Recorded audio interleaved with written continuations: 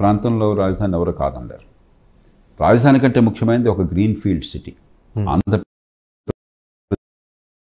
హైదరాబాద్ని కోల్పోయిన తర్వాత ఒక మంచి వాతావరణం, మంచి మౌలిక సదుపాయాలు, ప్రపంచం నుంచి పెట్టుబడిని, ప్రతిభని ఆకర్షించే నగరం లేదు. ఉన్న నగరాలు బాగు చేయాలని చెప్పంటే ఇరుకులు సరుకులు ఆ గొంతుల్లో మీరు ఇళ్ళు కూల్చేయలేరు, రోడ్లు విస్తారం చేయలేరు, మౌలిక సదుపాయాలు ఒక స్థాయిని మించి బాగు చేయలేరు. హైదరాబాద్ ఎందుకని ఎంత పేరు పొందింది ప్రపంచంలోనూ మన దేశంలోనూ? గతంలో లేదే.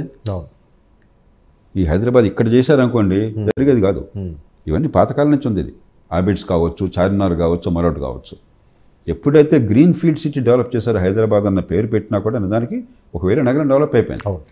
హైటెక్ సిటీ కానీ, ఫైనాన్షియల్ డిస్ట్రిక్ట్ కానీ, మరొకటి కానీ, సైబరాబాద్ కానీ, మరొకటి కానీ, అక్కడ విస్తారంగా భూమి అన్నది చాలా వరకు ప్రభుత్వం చేతుల్లోనే ఉన్నది. దాన్ని కేటాయించడం జరిగింది. రకరకాల వాళ్ళకి మనం చూపెట్టగలిగాము. మౌలిక సదుపాయాలు బాగు చేయగానే అంత ప్రపంచం అంతా సిద్ధపడతాం. కాబట్టి గ్రీన్ ఫీల్డ్ సిటీ కావాలి. అలాంటిదాన్ని సిరిరా మోకాలు అడ్డేవాడు ఎవడని ఉంటాడు ఏ ప్రభుత్వంలో అయినా. ఇప్పుడు హైదరాబాద్ని మళ్ళీ తీసుకోండి.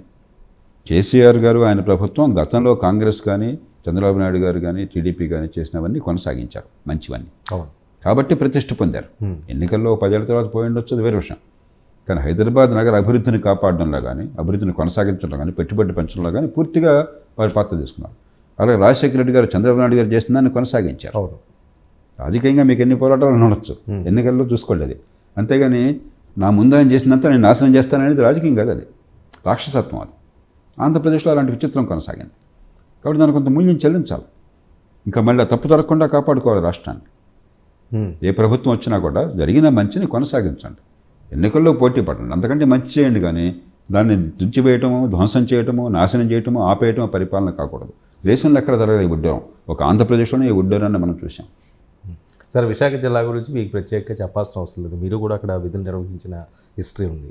ఋషికొండ అనేది ఎంత ప్రత్యేకమైన స్థానమో మీకు తెలియంది కాదు.